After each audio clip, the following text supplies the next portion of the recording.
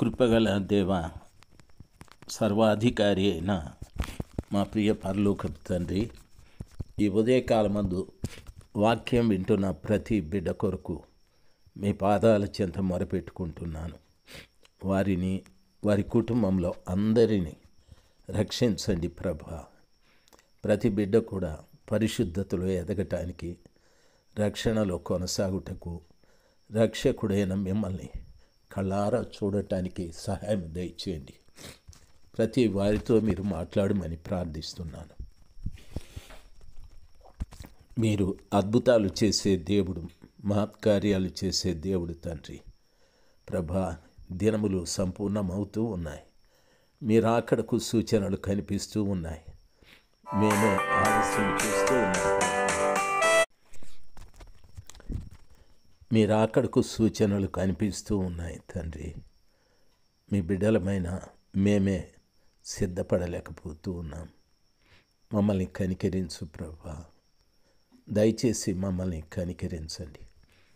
నీ కృప చాటున మమ్మల్ని భద్రపరిచి రక్షణలో కొనసాగుతూ, రక్షణను భయము వణకుతో కాపాడుకుంటూ, రక్షకుడువైన మిమ్మల్ని చేరునంత వరకు ఈ విధంగా మేము జీవించటానికి కృప దయచేయి. మీరే మహిమ పొందుకోనమని, వాక్యం వింటున్న ప్రతి బిడ్డని, వారి కుటుంబంలో ప్రతి వారిని భద్రపరచుమని యేసు ప్రభు నామంలో ప్రార్థిస్తున్నాను తండ్రి. Amen, amen. నవంబర్ మాసం 25వ తారీఖు 2025 సంవత్సరం మంగళవారం. ఎజ్రా గ్రంథము 7వ అధ్యాయం 1వ వచనము నుండి. ఈ సంగతులు జరిగిన పిమ్మట పారసీక దేశపు రాజు అయిన అర్తహషస్త యొక్క ఏలుబడిలో ఎజ్రా బబులోను దేశం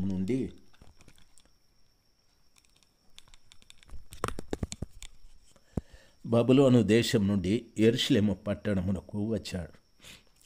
ఇతడు షెరాయ కుమారుడై ఉండెను. షెరాయ అజర్యా కుమారుడు, అజర్యా హిల్కియా కుమారుడు, హిల్కియా షల్లూము కుమారుడు, షల్లూము సాదోకు కుమారుడు, సాదోకు అహీటూబు కుమారుడు, అహీటూబు అమర్య కుమారుడు, అమర్య అజర్యా కుమారుడు, అజర్య మోరాయతు కుమారుడు, మోరాయతు జరహ్య కుమారుడు, జరహ్య ఉజ్జీ కుమారుడు, ఉజ్జీ బుక్కీ కుమారుడు, బుక్కీ అబూషవ కుమారుడు, అబూషవ షువ పీనెహాసు కుమారుడు, పీనెహాసు ఎలియాజరు కుమారుడు, ఎలియాజరు ప్రధాన యాజకుడైన అహరోను కుమారుడు. ఈ ఇజ్రాయేలీయుల దేవుడైన యెహోవా అనుగ్రహించిన మోషే యొక్క ధర్మశాస్త్రమందు ప్రవీణత కలిగిన శాస్త్రి. ఎజ్రా ధర్మశాస్త్రమందు ప్రవీణత కలిగినటువంటి వాడు. మరియు అతని దేవుడైన యెహోవా హస్తము అతనికి తోడుగా ఉన్నందున అతడు మనవి చేసినను రాజు అనుగ్రహించును.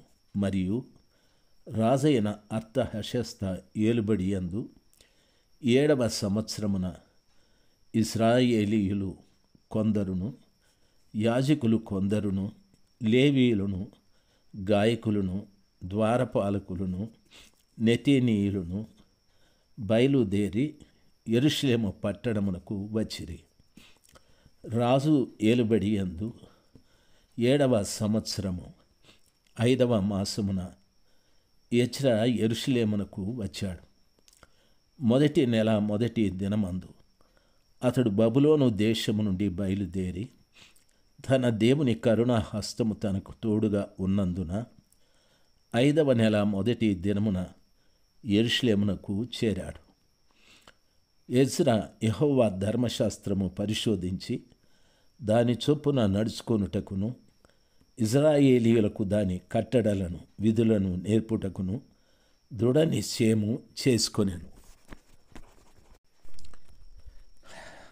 ఎజ్రా ధర్మశాస్త్రమందు ప్రవీణత కలిగిన శాస్త్రి మరియు అతనికి దేవుడైన యెహోవా హస్తము తోడుగా ఉండినది. అతడు ఏ మనవి చేసినను రాజు అనుగ్రహించును. ప్రియులారా, ఎజ్రాకి దేవుని హస్తము తోడుగా ఉందని వాక్యము సెలవిస్తుంది. అందుకని ఆయన రాజుకు ఏ మనవి చేసినా ఆ రాజు అనుగ్రహిస్తాడని కూడా వాక్యం సెలవిస్తుంది. ఎజ్రా శాస్త్రికి యెహోవా హస్తము తోడుగా ఉన్నందువలన అతడు ఏ మనవి చేసినను రాజు అనుగ్రహిస్తూ వచ్చాడు. దేవుని హస్తము చాలా గొప్పది.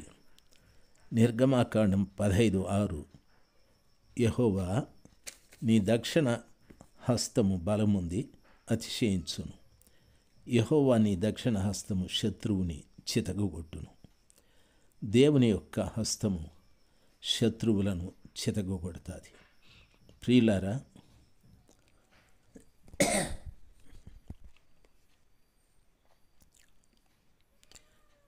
యెహోవా మాట వెనక ఆయన ఆజ్ఞను భంగము చేసిన ఎడల యెహోవా హస్తము మీ పితరులకు విరోధముగా నుండినట్లు మీకును విరోధంగా ఉంటుంది.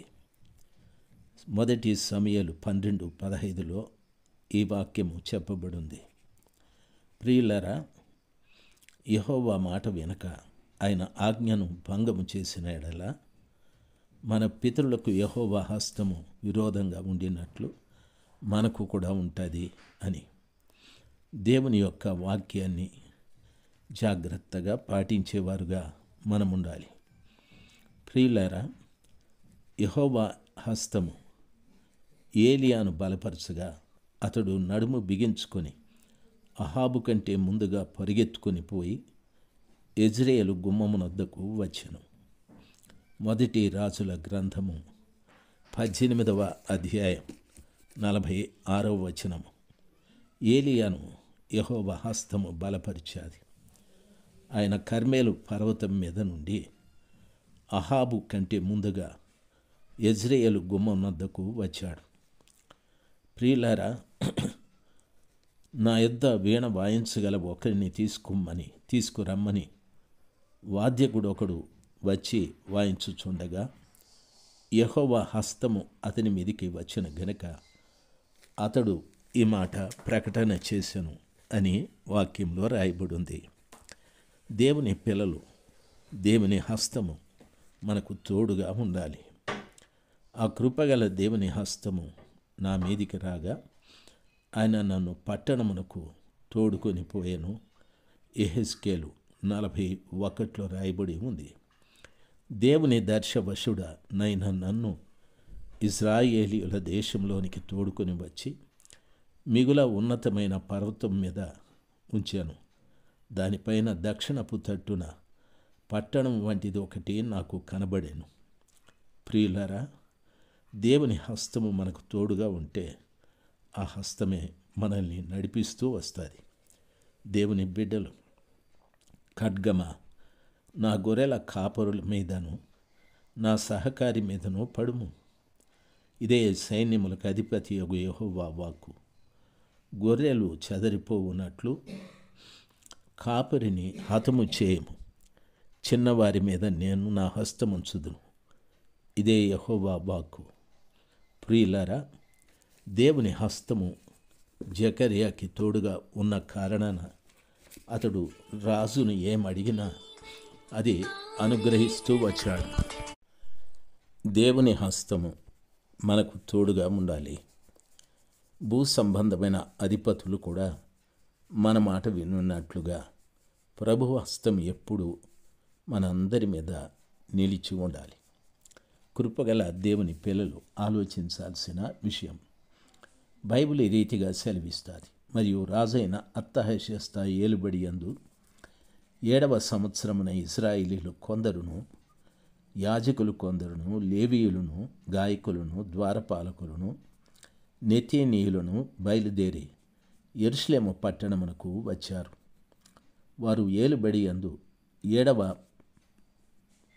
సంవత్సరం 5వ మాసమున ఎజ్రా యెరూషలేమునకు వచ్చాడు. మొదటి నెల మొదటి దినమందు అతడు బబులోను దేశం నుండి బయలుదేరి తన దేవుని కరుణ హస్తము తనకు తోడుగా నున్నందున 5వ నెల మొదటి దినమున యెరూషలేమునకు చేరాడు. ఎజ్రా యెహోవా ధర్మశాస్త్రమును పరిశోధించి దాని చొప్పున నడుచుకొనుటకును ఇజ్రాయేలీయులకు దాని కట్టడలను విధులను నేర్పుటకును దృఢ నిశ్చయము చేసుకొనెను. ప్రియులారా, గమనించాలి. యెహోవా ధర్మశాస్త్రమును పరిశోధించి ఆయన నడుచుకోవడమే కాకుండా ఇజ్రాయేలీయులకు దాని కట్టడలను విధులను నేర్పుటకు దృఢ నిశ్చయము చేసుకొనాను. ఈ రోజున ఎంతోమంది ప్రముఖులైనటువంటి దైవ సేవకులు ఉన్నారు. చాలా గొప్పగా దేవుడు వారిని అభివృద్ధి చేశాడు. లక్షల మంది వారి ఆరాధనలో కలుసుకుంటూ ఉన్నారు. అయితే మనము చేయాల్సిన పని, మనకు దేవుడిచ్చినటువంటి ఆ వాక్యాన్ని జాగ్రత్తగా మనం పఠించి సంఘంలో కూడా అనేక మంది బిడ్డలు దాన్ని పాటించువారుగా, ఆ ప్రకారంగా జీవించు వారినిగా మనము చేయాలి. ఈ విషయం మనమందరం కూడా జాగ్రత్తగా పాటించాలి. దేవుని పిల్లలైన మనము నేను రక్షించబడ్డాను అని కాదు, అనేకుల్ని రక్షణ మార్గంలోకి నడిపించుటకు మనము పని చేయదము గాక. 10వ వచనము పూర్తయిపోయాది. Amen, amen.